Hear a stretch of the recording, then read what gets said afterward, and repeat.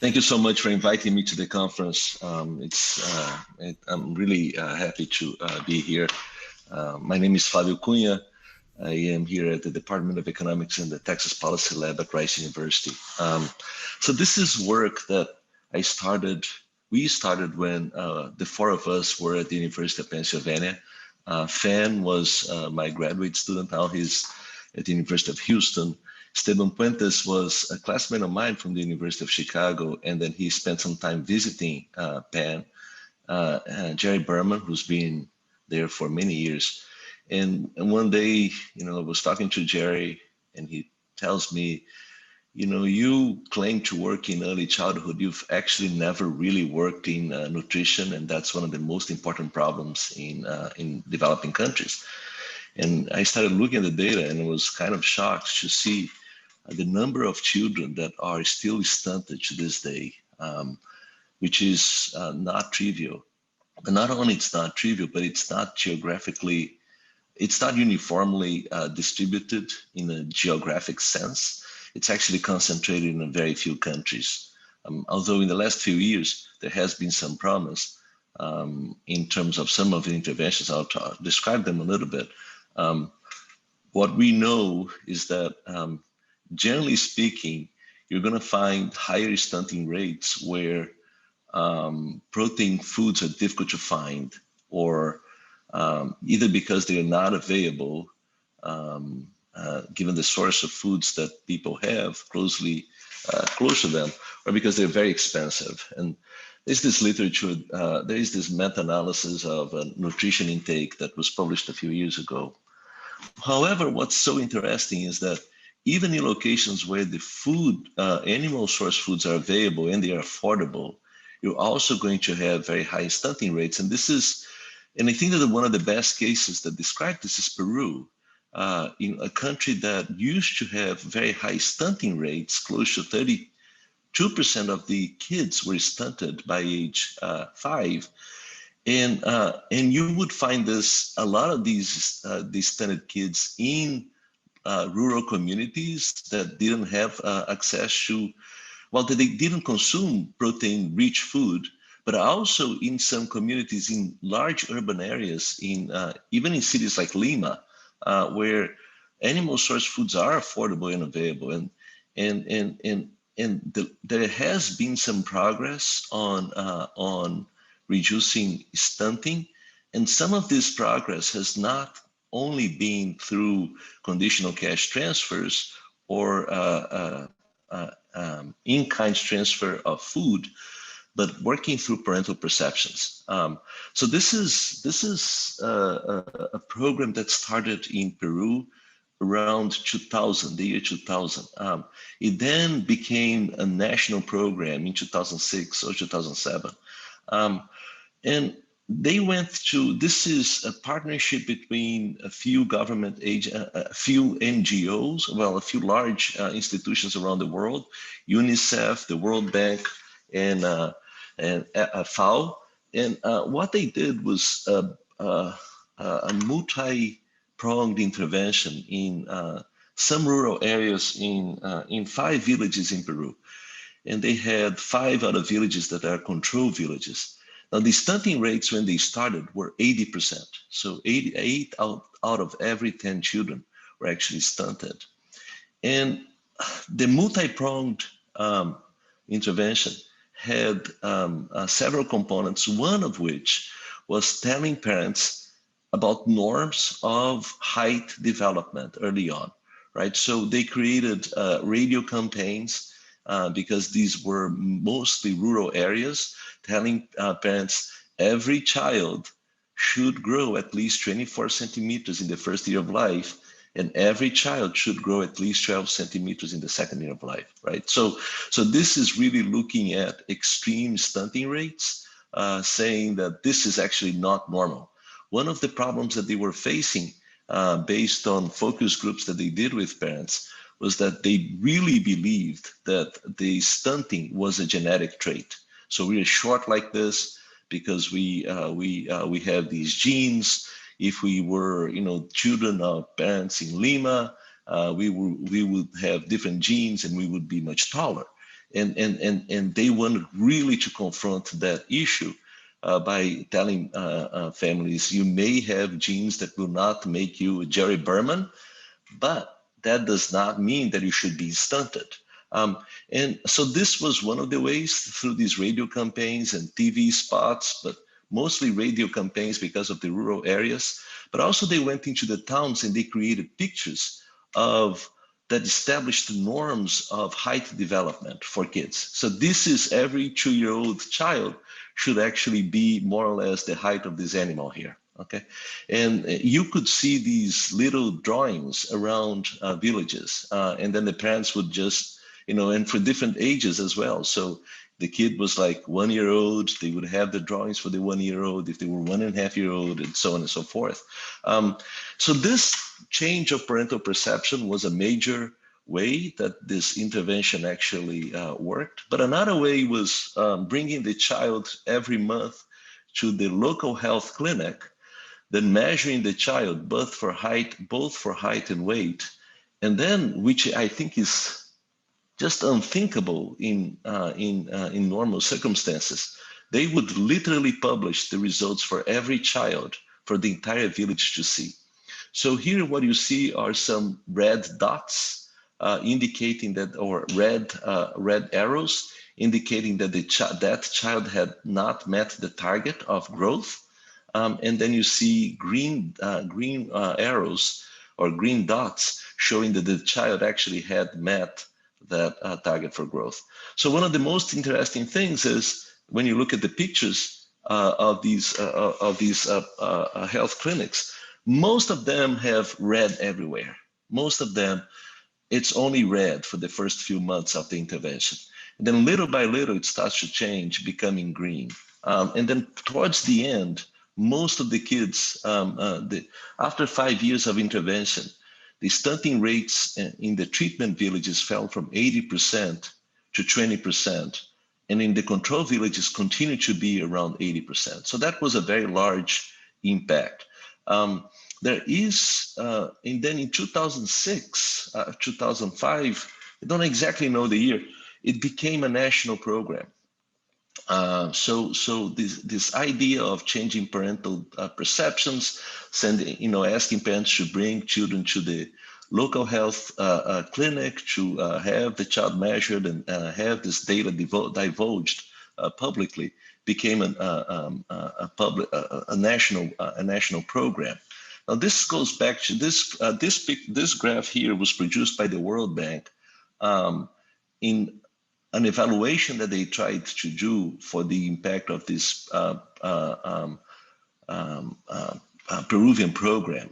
The difficulty of doing that evaluation is that for the randomized control trial that was done by UNICEF and was in the World Bank and FAO, it's taking place between 2000 and 2005. And there is almost no growth in expenditure per capita in Peru. But when it becomes a national program, and I don't want to say that there is a causality running in either direction here, there's this major decrease in stunting rates, but there is also this major increase in household final consumption expenditure, which would lead to better nutrition, for example, and therefore would account for some of the reduction in stunting rates. Now, the improvement in economic circumstances, the World Bank states that it's probably driving most of the results. So the reduction from 32% to 22%, a 10 percentage point reduction is due to improved macroeconomic conditions, but there still is this 7% improvement. It's mostly because of this campaign in telling parents, stunting is not normal. You shouldn't be thinking that stunting is normal. Now, I'm not going to go into that data because I don't think that there is a lot of hope in terms of trying to separate what's the impact of the macroeconomic conditions from the impact of the intervention, because it was both of them happened exactly at the same time. But I will motivate what we're going to do with another evidence from Zambia. So Zambia, the folks from the Harvard Medical School or Harvard School of Public Health conducted an intervention in rural areas in Zambia, because it's another country in which stunting rates are extremely high. I'll show you figures, and it's really appalling to this day how high the stunting rates in Zambia are going to be. And they basically had three groups. So one group, it was the treatment group, sorry, it was the control group. So state of the art. So whatever it is that they were doing, they would continue to do. Then there was a second group that was what they call a community meeting. And then in this community meeting, what they would come and say, they would come and teach parents about the importance of protein intake for height development. They would measure the child, but it's not clear that they would inform to the parent whether the child was, meeting some targets of growth or not. And then they had a third group, a third arm in this study, that what they were doing was basically giving parents a real life and a life-size growth chart that was very different from the typical growth charts that parents receive, because instead of having the percentiles that parents with low education levels have a hard time understanding, they actually just divided the graph in three regions. Red, if the child is here, there is a problem. Yellow, if the child is in this region, maybe you should be worried about your child's height. And green, your child is above the threshold, right? So this is this is a real life. I'll show you a picture in a second, but this is really saying this is kids at 9 months, 1 year and 3 months, and so on and so forth, all the way to 2 years and 6 months. So on top of this graph, information about protein-rich foods. So that was the third arm of the intervention. No community meetings, no teaching them anything about the importance of protein intake other than whatever information they had in this graph. So this is the chart in real life, and here's a child with the mom. So this is they in every household that was randomly assigned to this third arm of the randomized control trial, they actually came to the household and they attached a growth chart like that to one of the rooms in the household, right? And they instructed the parents, here's how you're going to use it. So it's a very simple chart to use. And what's fascinating is, when we found out about it, Jere Behrman told us, people have been trying to tell UNICEF and FAO for 30 years to do an intervention in which all that they would do is a simple chart, a growth chart. And it's and to this date, we had never seen anything like this until the Zambia study. And what happened with the Zambia study is very interesting, because if you look at the percentage of stunted children in the control group, it's 94%. I mean, this is we don't need that. I mean, and let me just state that it's not that we care about height, but when you're talking about stunted children, that's a marker of very low levels of nutrition. And if children don't have nutrition, proper nutrition, that actually is very prejudicial for brain development. And in that stage of the life cycle, not having nutrition means that certain parts of your brain will actually not develop properly. And because they're not going to develop properly, and we have critical periods of development for some skills in early childhood, that's going to lead to long-term problems, right? So talk a little bit more about some of the work that Jere Behrman has done a little bit later. What happened with the community mentoring program, the one in which they were teaching about the beneficial impacts of protein intake to height, was that there was a reduction from 94% to 87%, but really not statistically significant, not even at the 10% level. And in the growth chart, which really was, I'm just gonna come and attach this chart and explain to the parent what this chart means and how they can use it, there was a major reduction in stunting rates from 94% to 72%. So it's a very large impact for a very low cost intervention. because they didn't need to go back to the home to do home visitation. They just taught the parent once and then trusted that the parent would know how to use it. And that's the impact of it, right? So what we're going to do is we're going to think of a model that can explain why some of these interventions that are changing parental perceptions about height development might actually lead to these outsized impacts on the children's height or any stunting rates. So I'm going to move away from typical preference models, and we're going to have models with reference-dependent preferences. This is following on literature from the early 1970s, well, late 1970s on prospect theory, but there's still people working on refining this theory. And I think that the most recent work is Goshegi and Rabin on a series of papers in which they actually focused on thinking more thoroughly about how to think of reference-dependent preferences. And in particular, they have reference-dependent,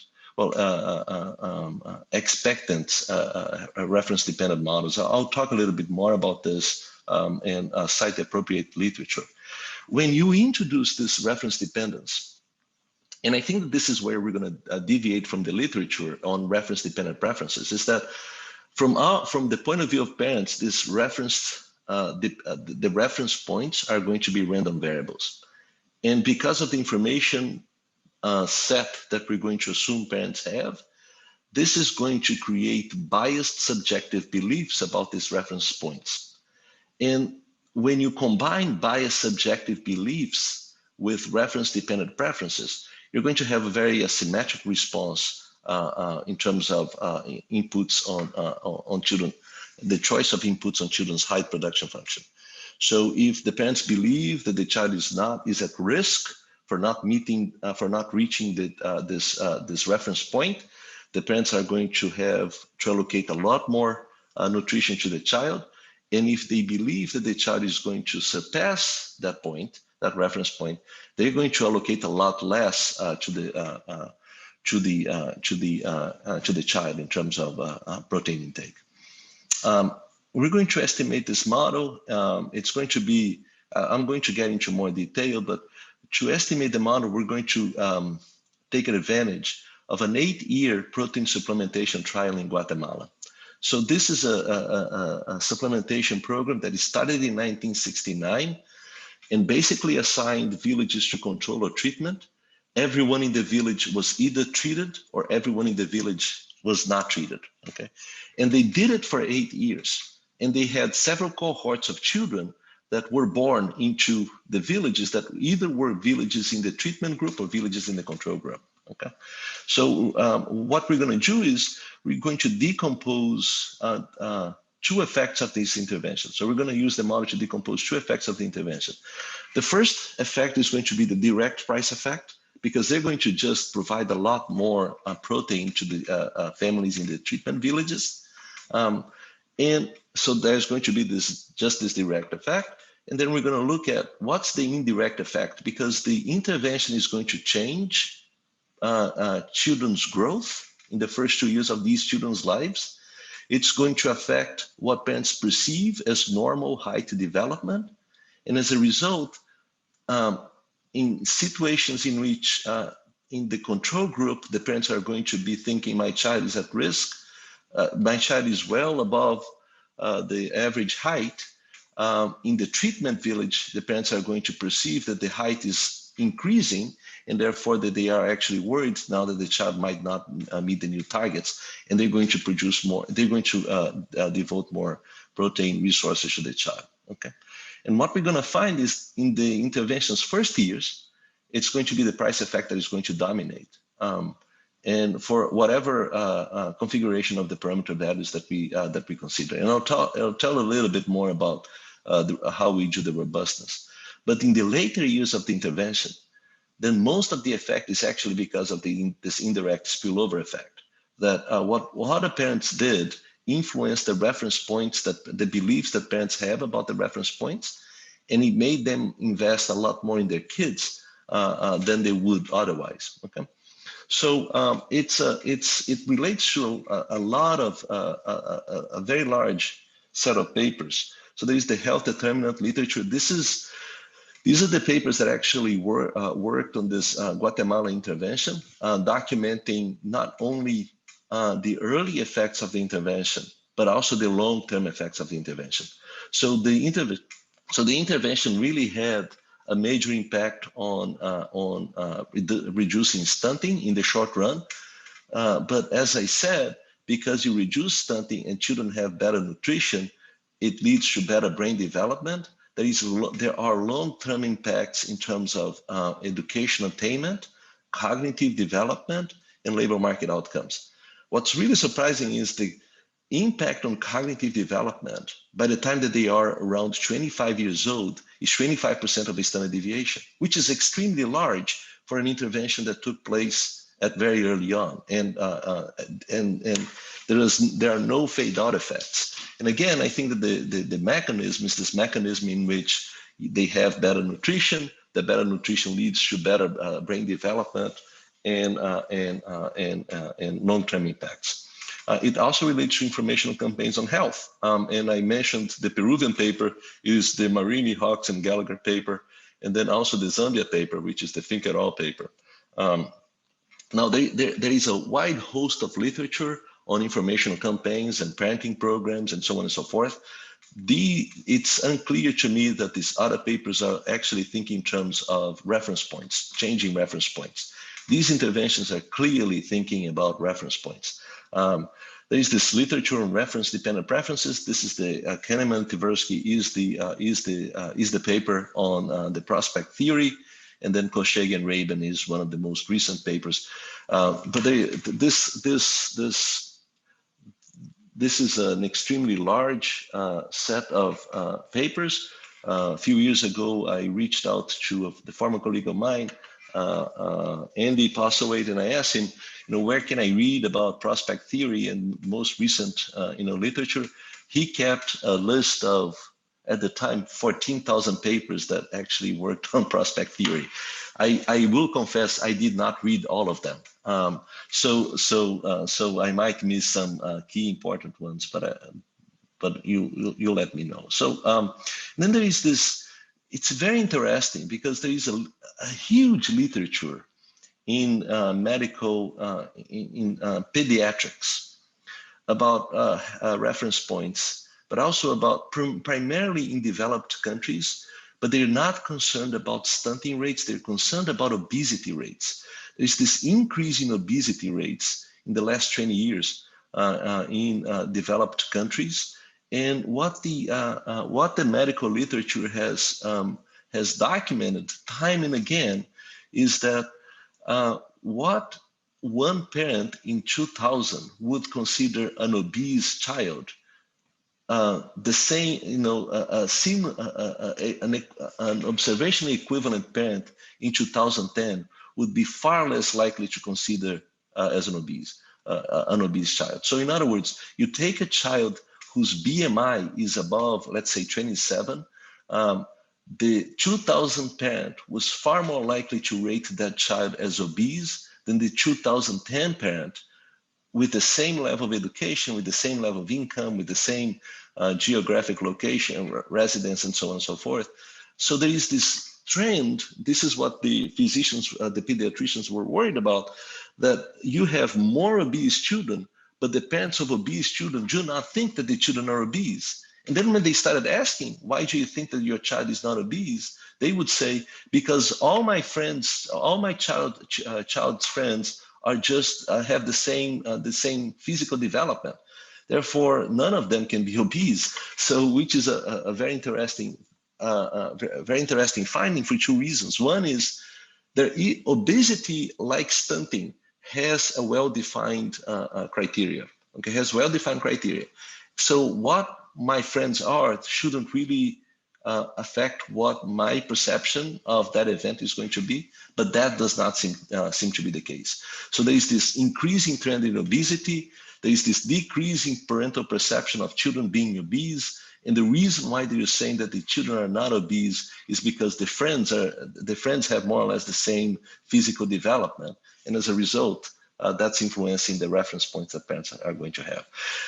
The reason why I'm saying that is because this is the literature in physical development in developed countries, but there is also another literature, also in pediatrics, in which they are really worried about cognitive development in certain subgroups of the population, in which children are falling behind. They need actually to have services of early childhood intervention, which the federal government spends about $500 million a year on supporting these programs.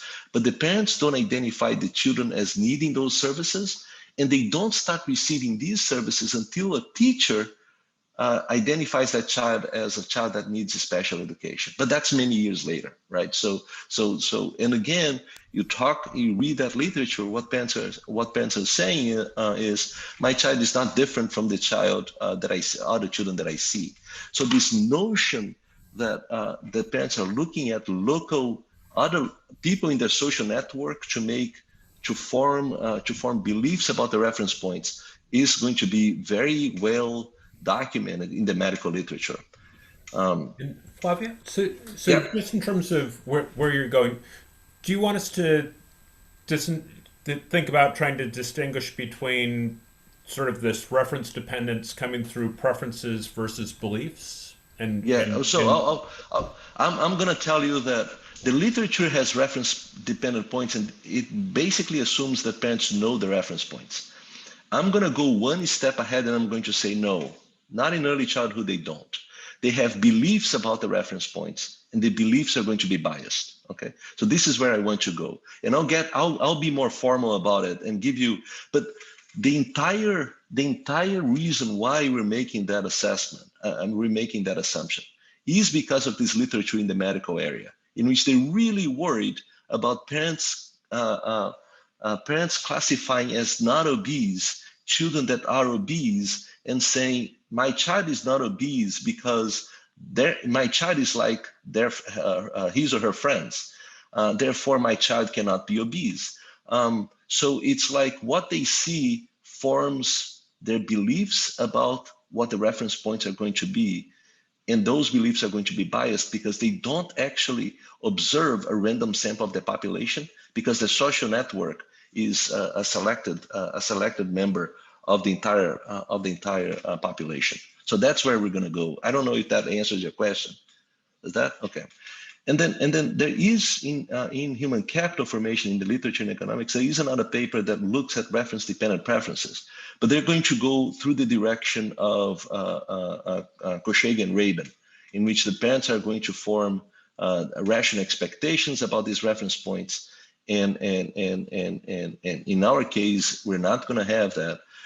And I guess the other difference is we're going to have access to this randomized control trial to identify key parameters of the model. And Kisler and Pavan, they work with observational data, so it's a little bit more difficult to obtain exogenous variation in some of the aspects of development. So let me give you a quick roadmap. I'll show you the model. It's going to be a very simple model. And the reason why is because of the data availability that we have. It is rich in some areas, but it's not so rich in other areas. I'll tell you a little bit more when I talk about the data. Then I'll have a discussion about identification. I'm not going to discuss every parameter because not every parameter is going to be important for the decomposition exercise. So I'll tell you here the parameters that are going to be really important for the decomposition exercise. This is how we identify these parameters. I'm going to show you the results of the decomposition exercise, including some robustness, because some of the parameters we're not going to have good, let's say, justification for identification. So for those parameters, we're going to conduct robustness analysis. Then a one-page conclusion, just reminding you of what this is. So this is the budget constraint. So it's going to be a static. It's going to be a static model, and because the data collection is very rich when the kids were really young, but not so rich after the children became older. So what we're going to do is think of the problem of the parent in terms of defining the child's height at age 2 years. And this two-year period is going to be one period in our model, and that's it. Once they are done, they're done. most of the parents will have only one child in the period that we're going to consider for this analysis here. So multiple children is not going to be so much of an issue. So you're going to have consumption, you're going to have C, N is going to be the nutritional intake that the child is going to have. P of N will be the price of the of protein. We have a separate paper in which we describe how we can actually estimate the price of protein for every year Y and every village V. And this is data for us. So we actually observe the price of protein across villages and across years. Okay, and then you have a set of villages that receive the protein-rich nutritional intake supplement. Those are the villages that receive the tole.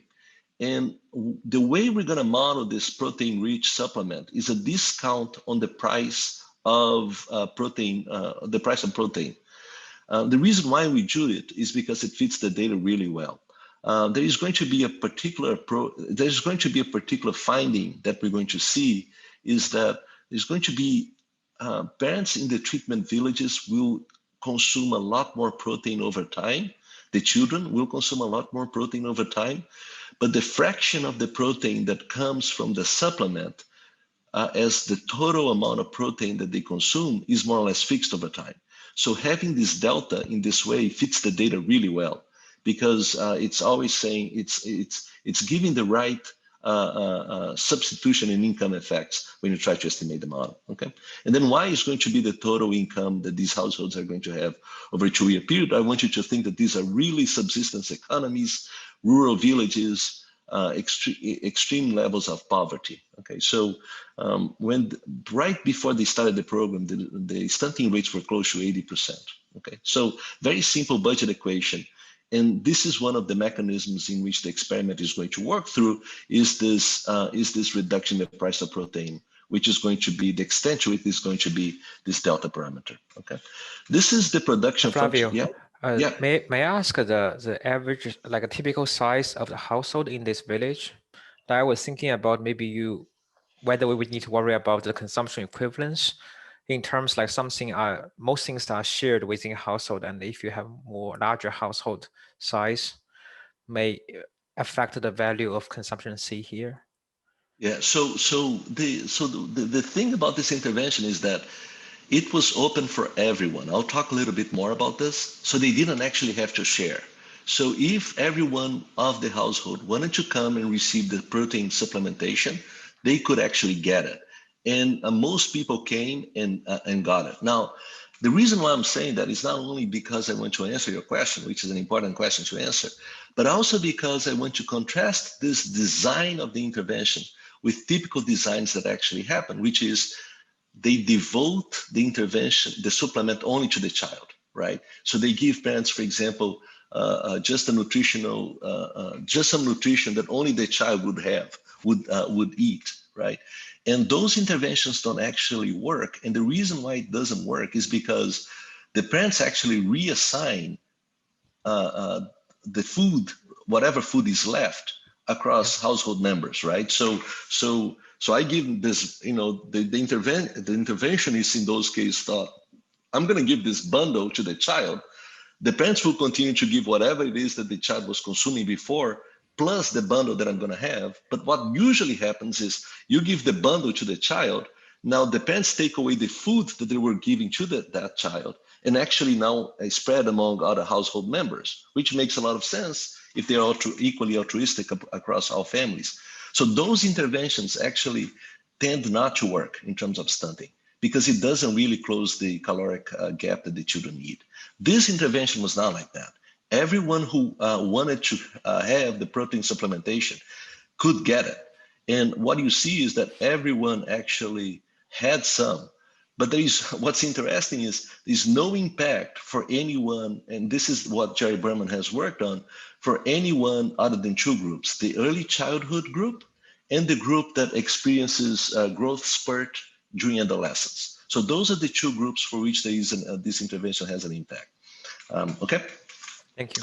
So this is the production function of height, and it's you may argue that it's a little bit unusual. There is a different paper in which we basically conducted a racehorse between, I want to say, 30 different ways to formulate this production function of height, including production functions of height for trees, fish, mammalians, etc. This production function actually, which is very standard because it's just a Cobb-Douglas, is actually the one that fit not only the data better in the first 2 years of life, but even when you extrapolate it to well beyond 2 years, it was the one with the best prediction, which kind of surprised us, quite frankly. We were not expecting that would be the case. So X is going to include initial conditions such as length at birth and gender of the child. A and beta are going to be parameters. Beta is going to be a very important parameter for us because the greater the impact of nutrition on height, the more important the direct effect is going to be. And then A is not going to be so important because it's impacting everyone equally, whether they're in the treatment or the control group. So the utility function is going to be where we're going to depart from the normal literature. So we're going to keep this utility function simple in some aspects of it. So we're going to have quadratic in terms of consumption. Then we're going to have this term here that is going to be linear in terms of height at age 24 months.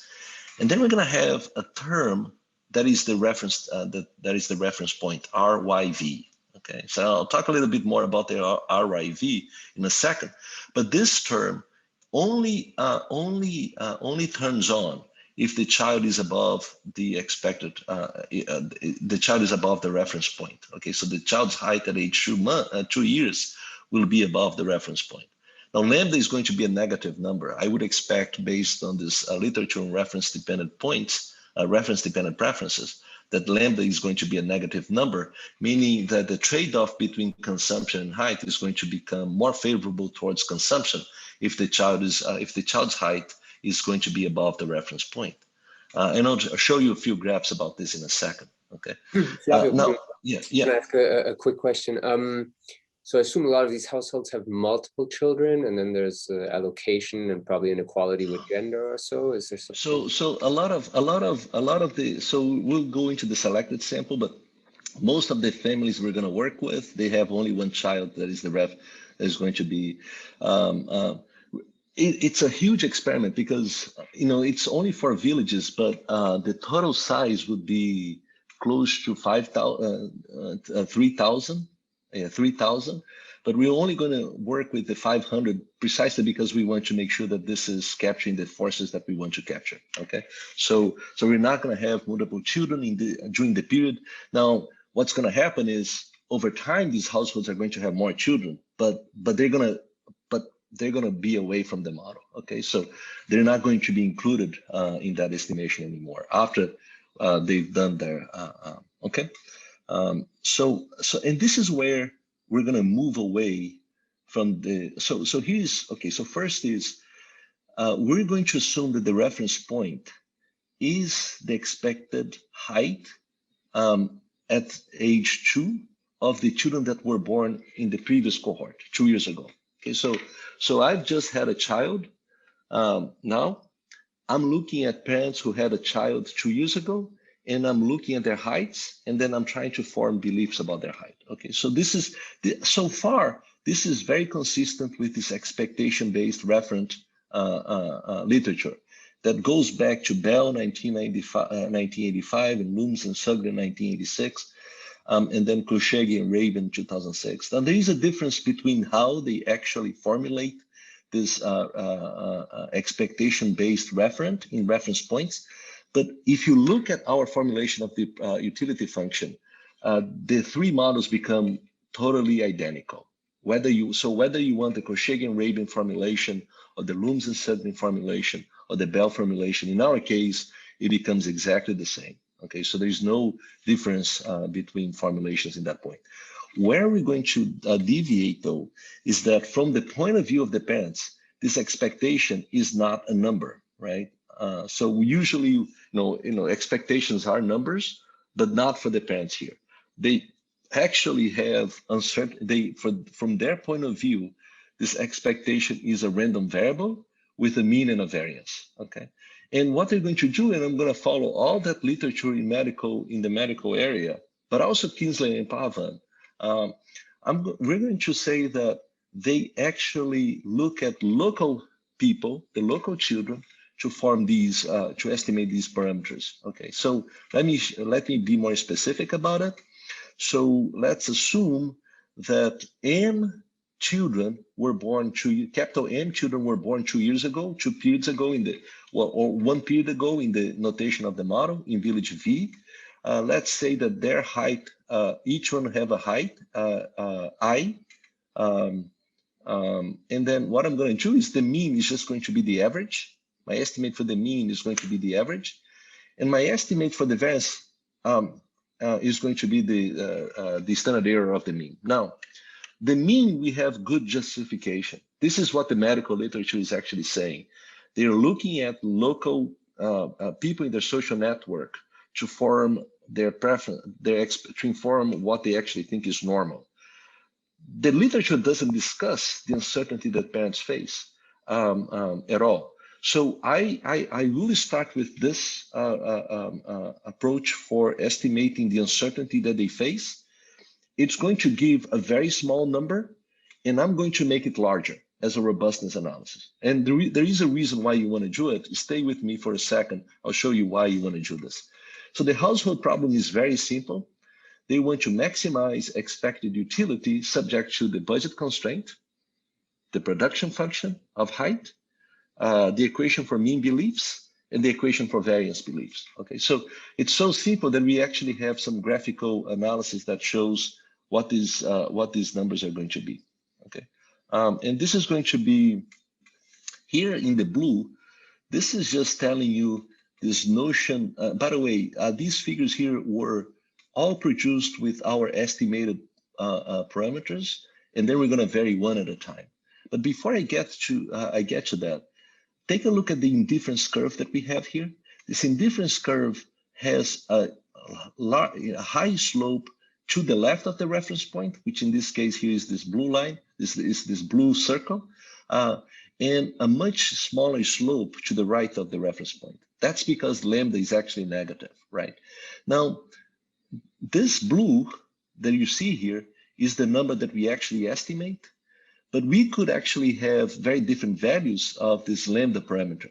So if the lambda parameter was in absolute value much larger, you can actually have this indifference curve becoming almost like a kink, in which case the reference point will totally determine how much protein intake the child is going to have. On the other hand, as lambda approaches 0, the reference point becomes moot, so it's not important at all. So I'll talk about identification of this lambda parameter because this is going to be key for us to identify the impact of the spillover of this intervention on protein intake and height development. Now, as we change mu, given our parameter values for lambda, you're going to see non-trivial impacts on optimal choices of protein for the parents and therefore height. And here's the part that is really important, and the one parameter we don't actually have good justification for identification, which is the amount of uncertainty that parents face. If the uncertainty is very small, we're back to this world here in which this reference point is going to be important. If the uncertainty is really large, then parents can't act on something that is that they actually know almost nothing about. So the problem becomes a problem very similar to the problem in which lambda is very small, close to 0. So when I do the robustness check, one of the things that we're going to do is actually to play with the value of the sigma. And we're going to make sigma larger just to see what's going to happen with our findings as we increase sigma.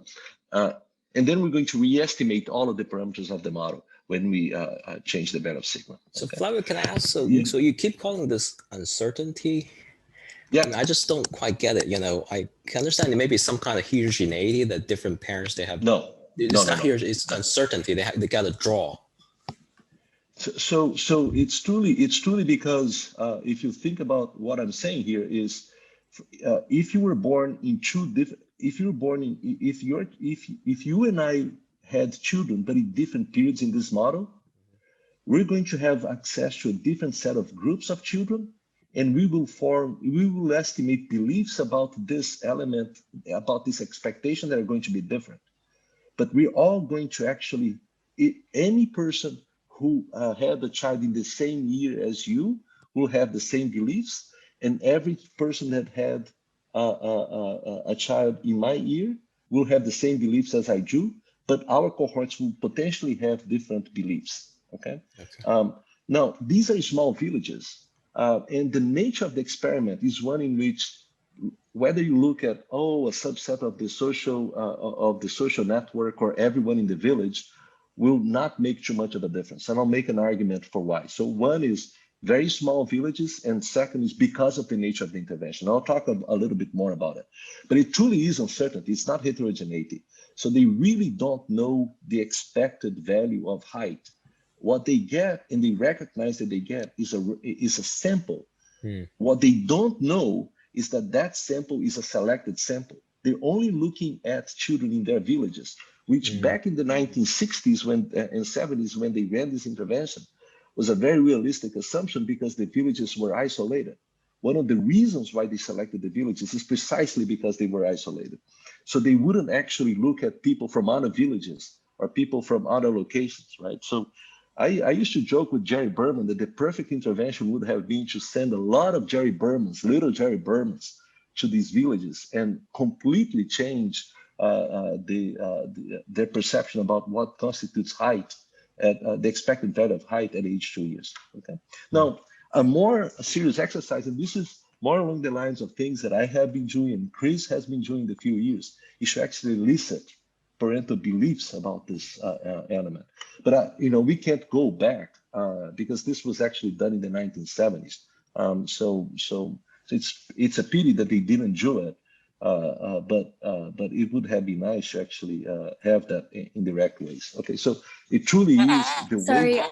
I had a question about, so you mentioned that these parameters are also different by child age, so maybe it's already in there, but I was wondering if people, like when they see children like 3 months or 1 year old, like these are tiny children, right? So it might be hard to see the difference in their heights, and the reference points might adjust in a different way when the kids are younger versus older.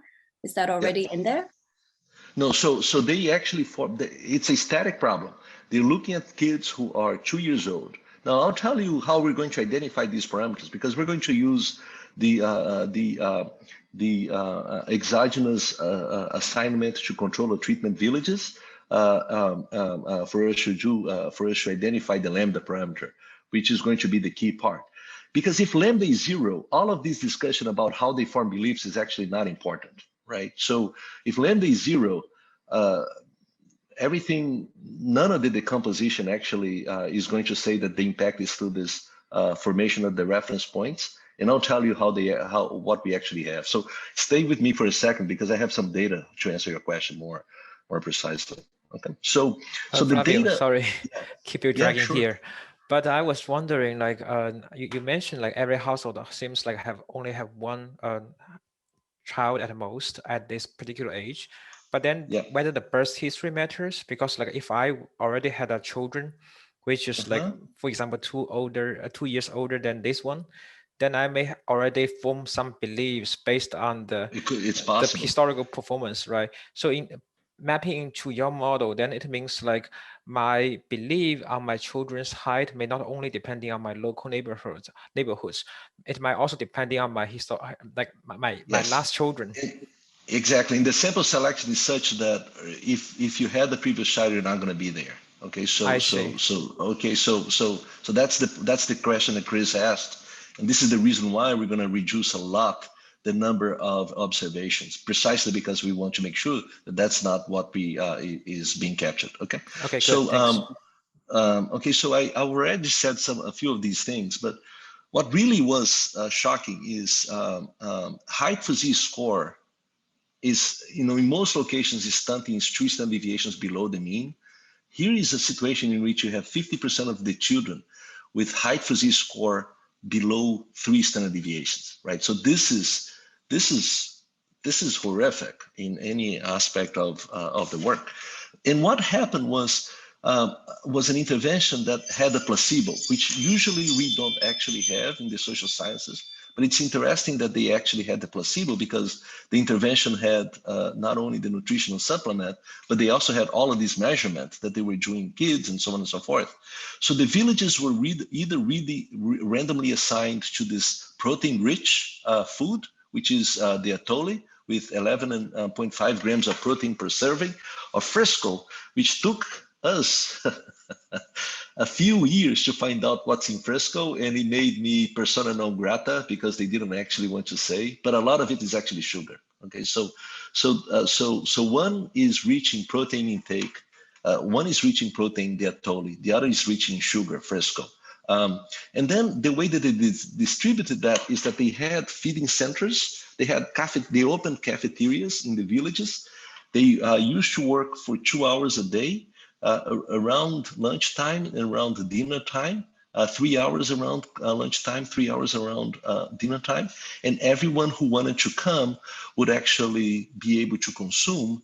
The difference is in terms of what data was collected. So they collected data only for children up to 7 years old, not only data on the amount of the supplement that they ate when they came to the cafeteria, but also the data on their home diets every 3 months. And the way that they did is a 2-day or 3-day sampling of everything that the child actually did. So a 3-day diary of the home diet to make sure that they got measures of protein intake for the child outside the protein supplementation that they received.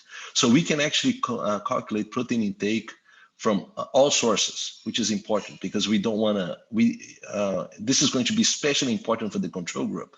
Otherwise, we wouldn't know how much was protein the children in the control group was actually consuming. And we're going to have food price data for every type of food from the INCAP survey. They used to run surveys every year on the prices of food. And then what we do is basically a hedonic regression model to estimate the price of protein intake. So this is why we can actually have prices of protein for every village for every period in the model. Okay, so this is the price that we're going to use.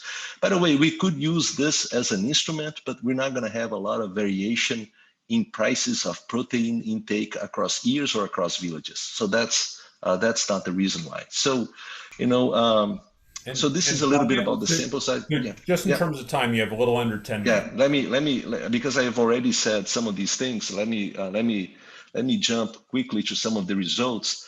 So if you look at balance, it's balanced. Like a few things that you would be worried about. Male, because males and females tend to grow differently. It's balanced. Income levels, it's the same. Across control and treatment villages. The amount of, the price of the protein across villages over time, the same. And then the height at birth, also the same. So we're not changing those aspects. Now, the height at birth really is surprising, but the problem is the moms in both control and treatment groups are very small. So they can't give birth to bigger babies, even though they're receiving this protein, okay?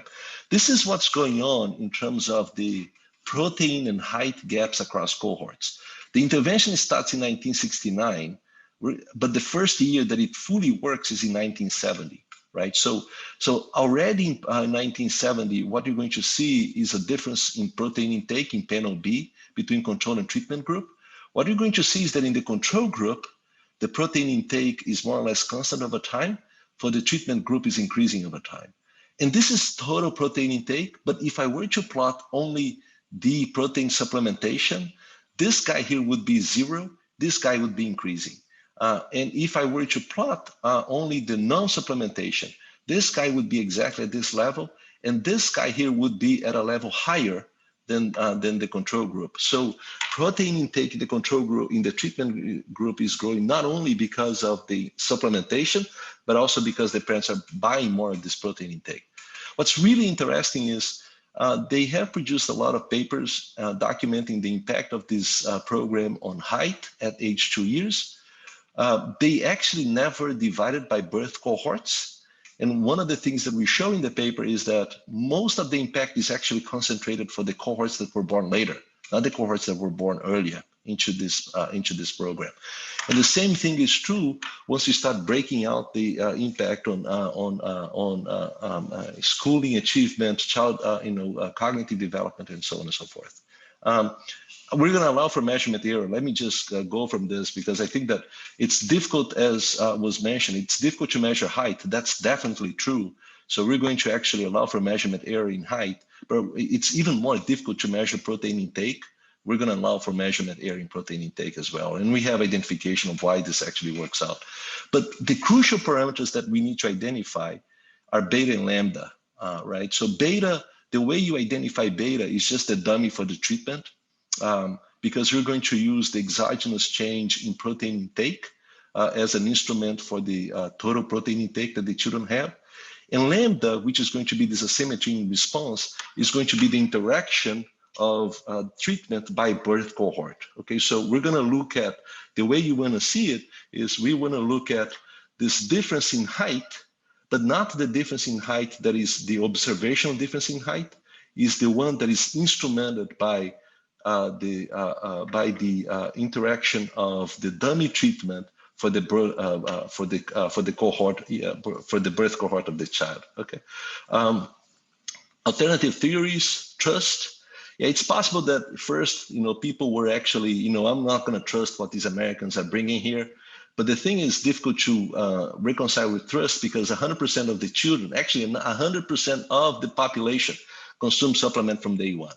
Okay, so learning about the production function for height, it's possible, but the learning dynamics do not necessarily mean that the protein consumption is going to be the one that we see in the data. It depends on the amount of uncertainty the parents would have. You could actually go the other way around. And habit formation, it's possible, but habit formation should occur both in Atoli and Fresco.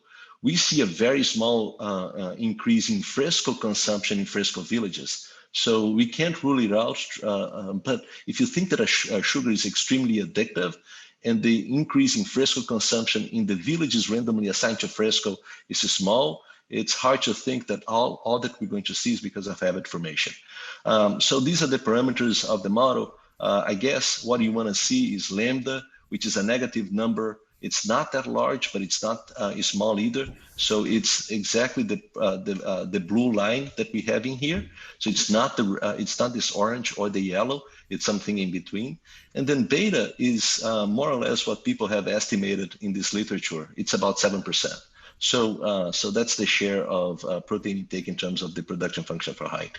The model fits the data really well. I have 2 minutes, so let me run.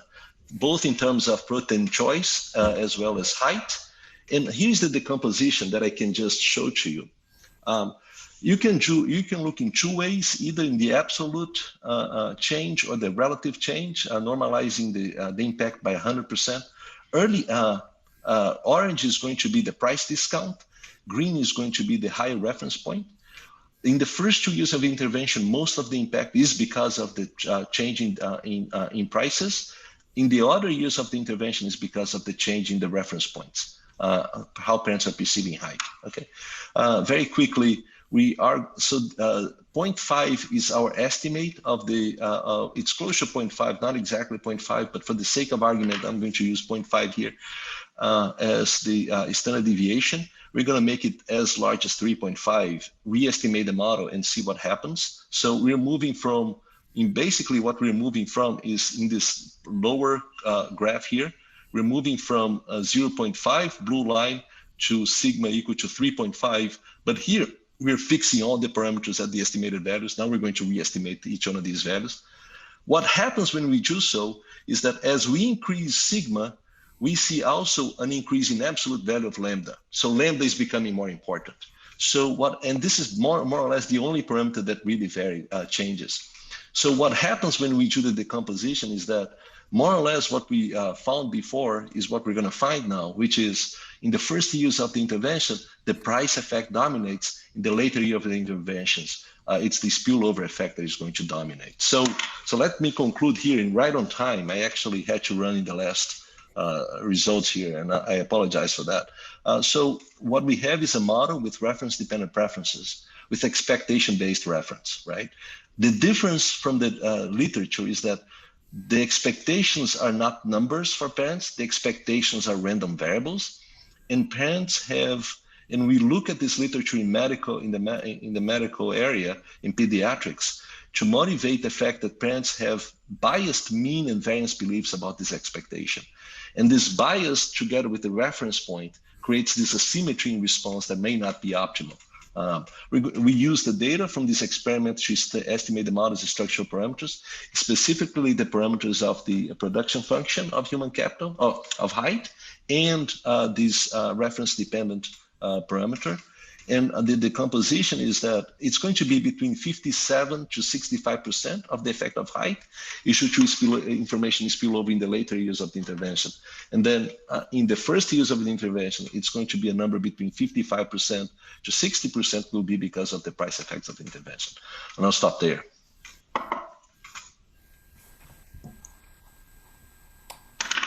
Okay, great. All right, so I'll pitch at you another potential explanation for what explains the results. So one, I also want to come back to the habit persistence, but just kind of the production technology changes in some of these villages because they know that there's increased demand for high protein foods, and so the kind of the markets change and there's kind of slowness in terms of whether there's a market for fish versus a market for rice. Mm-hmm. And it would seem that you can use the price data to try and pin that one down, at least to some extent. We actually studied the price quite extensively, precisely because one of the things that we wanted to do is to use prices as an exogenous, as an instrumental variable, right? Exogenous restriction, right? So, and what really is very interesting is across villages and across time, the prices of protein do not change. So the explanation that there is going to be this much bigger demand that is going to be unmet, and it's going to take time for the suppliers to find the distribution channels, it doesn't actually get reflected in the prices once you account for nominal inflation. It's pretty consistent, and it was a little bit disappointing in that sense, precisely because we actually thought that maybe there's going to be some variation even before the intervention began that we could actually explore, but that's not the case at all. We did. What's really interesting though is one could close the gap. Let me just show. This is how easy this problem is to solve. One could close the gap between treatment and control villages by giving control children 1 egg a day from age 6 months to age 2 years. And I think that we calculated what would be the cost of this intervention with the prices back then, and then transformed using exchange rates at the time, and then adjusted for inflation. And then I think that it would be the magnitude of this intervention would be $17 or something like $17 to $18. So this is why it's baffling that we actually have a problem like this, because it's not a costly intervention. When you combine about changing parental perceptions as they did in Zambia, you could really make a major improvement, but at a very low cost. But I just don't know. Right. Okay. And so just in terms of habit persistence, so I didn't fully follow the argument why habit persistence wouldn't just generate I think for the red folks, the treatment group, why that wouldn't just generate sluggishness. So my understanding is that the whole treatment, it's a a village level treatment for all these kids. Yeah. Is that fundamentally it? And so Yeah, and all these different in the kids control and the are treatment. getting it. Yeah. Yeah, and the control is getting a Atole, right? So if you think that there is going to be habit formation, then the Atole kids, then the fresco kids should start having a lot more fresco over time because you just inundated them with fresco instead of Atole. And what we see is a very small increase. There is an increase in fresco consumption. And note, fresco is rich in sugar, which is highly addictive, right? But the increase in fresco consumption is very small. I think that it's over the 5 years, I think that it's 8 grams of increase in consumption of fresco over time. What we see in the treatment villages are 2 things. One, a huge increase, 40 grams increase in protein intake. That's from the supplement, and an additional increase that is about 3 times larger for protein intake overall, because the protein that they consume from the supplement is just about a third of the total supplement protein that they consume.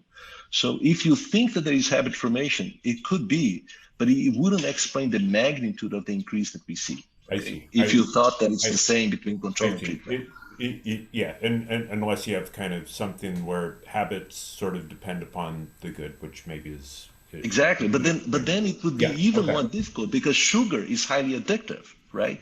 So if there is habit formation, it should be stronger in the place where you actually dumped a lot of sugar, because the kids are going to be much more addicted to sugar than to the protein intake. So.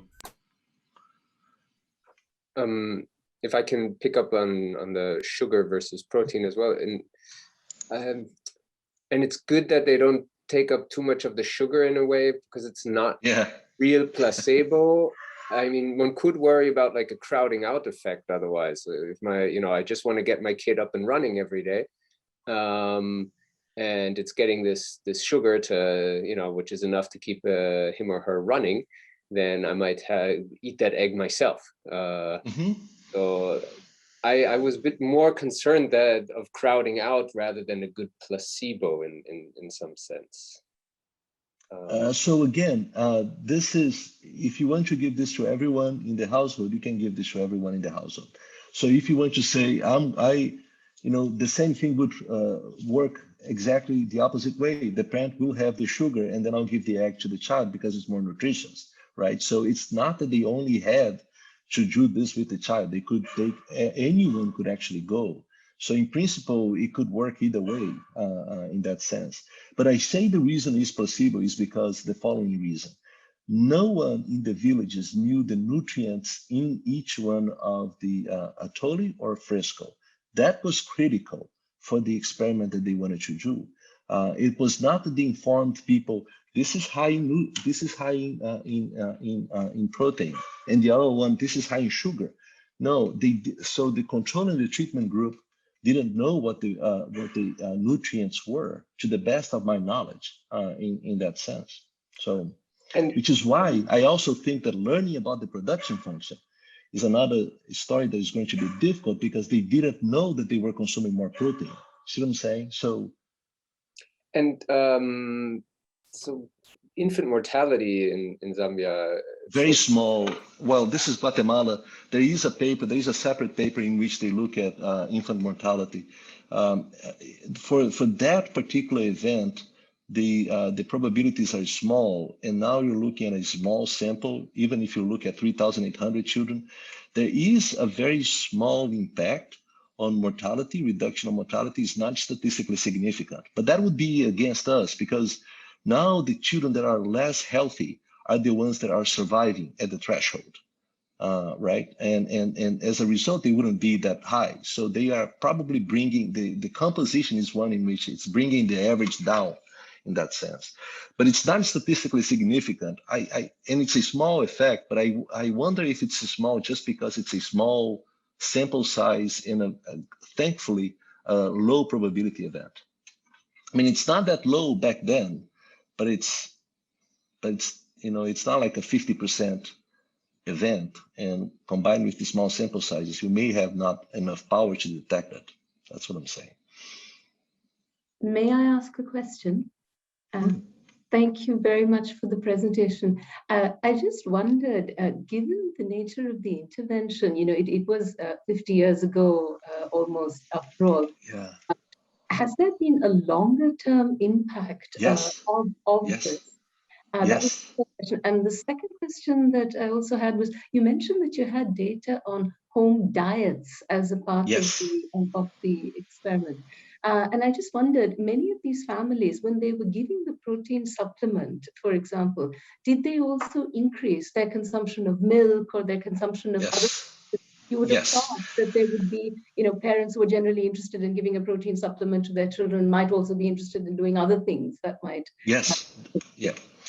So the answer to those two questions are yes. So one is, and Jerry Behrman has published a few papers on that, showing that the treatment had long-term impacts on on height for sure, but also on education attainment and cognitive development, and not trivial impact on either education attainment or cognitive development.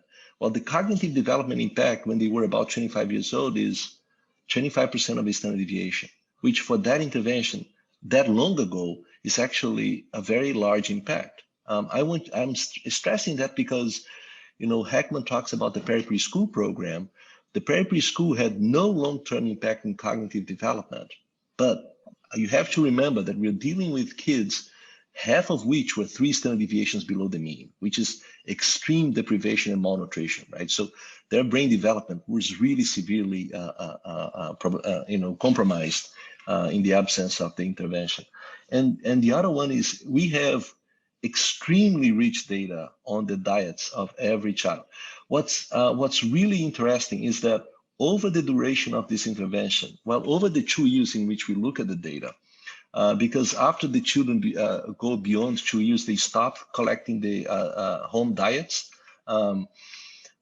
The fraction of protein intake from the supplement is more or less constant. It's about 30. I said it's about a third. It's a little bit bigger. It's about 38%. And it's increasing. You saw that the total protein intake was increasing over time, but was increasing, but the ratio was more or less the same. So they are giving, in the treatment group, they are giving more of the protein-rich foods to the kids, not in the control village, right? So which is surprising because you would expect mechanically to have an increase in protein intake just because children are aging, right? And their nutrition demands are actually increasing. What's really interesting is in the control group, the caloric intake is increasing, but the fraction of the caloric intake that comes from protein is decreasing over time, which is actually another problem of this intervention, which is why this intervention is also important in that way. But it's what really surprised us when we did the calculation was 1 egg a day from month 6 to month 24 months would actually be enough to compensate in terms of the protein intake deficit, right? So we're talking about very low levels of protein intake in that sense. Thank you. Flavio, may I just ask one clarification question? I thought I understand that, but once you answer the serious question, I get confused again. So eventually, how should I think about like the parents' knowledge about this production function? Do they really understand like the particular production function from protein to height or other outcomes? So when we started this project, the explanation that we wanted to pursue is they don't know the production function, they're learning about the production function, okay? Is it possible that they're learning about the production function? Yeah. It is, but however, the production function learning does not necessarily generate the pattern of protein intake that you actually get, because it depends on how much uncertainty the parents actually face. So for example, let me give you a combination in which parents underestimate the value of beta, but they face a lot of uncertainty about the value of beta. In that case, what they would do is experiment. They would say, I want to give a lot of protein because I want to find out the value of beta. In which case, as they learn the value of beta, the variance is going to reduce, beta is going to increase, And it could be the case that you have a pattern of protein intake that goes down over time across cohorts, or a pattern that increases over time across cohorts, right? So I can't rule out learning, but learning would not necessarily generate the pattern that you see in the data, okay? So it's one of the possibilities, but it's not the only possibility. Now they did have very rudimentary questions about knowledge about protein and how it produced growth, but it was only for the first 2 years of the intervention. So they didn't continue to actually elicit that information. First, because it was very rough, and they thought that the parents actually didn't understand what they were asking. So the questions were not really well designed in that sense. And we don't use it because they only conducted it for the 69 and the 70, and then they stopped conducting it. So we don't actually have that data. It's a possibility, but it's not, having worked on production function, beliefs about production function is not the only, the pattern that you see is not unique. Okay, there are many different patterns that you could say. Could be flat, could be increasing, it could be decreasing. It could actually even depending on the shape of the production function that you have, it could even go up and then go down and then stay down for some time. So there is no pattern that actually is discernible unless you know exactly the prior beliefs the parents have. Okay.